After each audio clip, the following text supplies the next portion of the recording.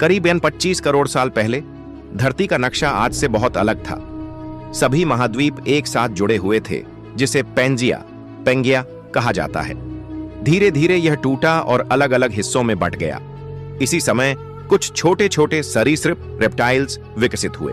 लाखों सालों में ये विशाल और शक्तिशाली जीव बन गए, जिन्हें आज हम डायनासोर आर के नाम से जानते हैं। डायनासोर का स्वर्ण युग। डायनासोर धरती पर सबसे ताकतवर जीव बन चुके थे। ये हर जगह थे, जंगलों में, पहाड़ों पर, नदियों के किनारे और रेगिस्तानों में। ये कई प्रकार के थे, कुछ शाकाहारी, पत्ते और फल खाने वाले, और कुछ मांसाहारी, अन्य जीवों का शिकार करने वाले। सबसे प्रसिद्ध डायनासोर 1 टायरानोसोरस रेक्स टी-रेक्स।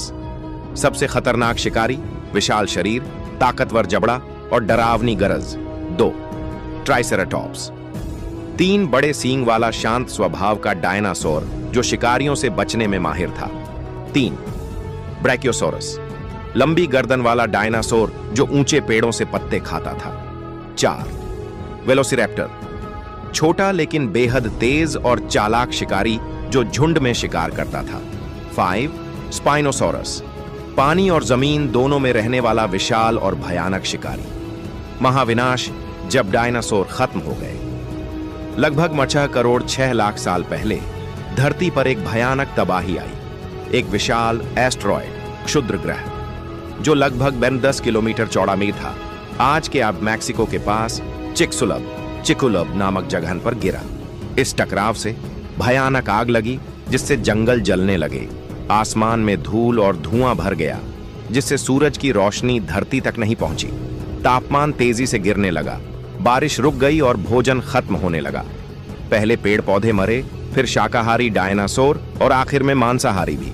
कुछ समय के भीतर सभी बड़े डायनासोर विलुप्त हो गए। क्या डायनासोर पूरी तरह खत्म हो गए?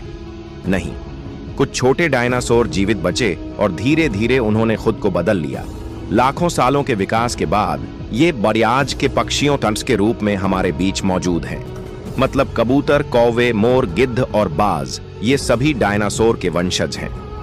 डायनासोर की विरासत आज भी जिंदा है। डायनासोर तो चले गए, लेकिन उनकी कहानी आज भी जीवाश्मों, फॉसिल्स, कंकालों और वैज्ञानिक शोधों के जरिए हमारे सामने आती रहती है।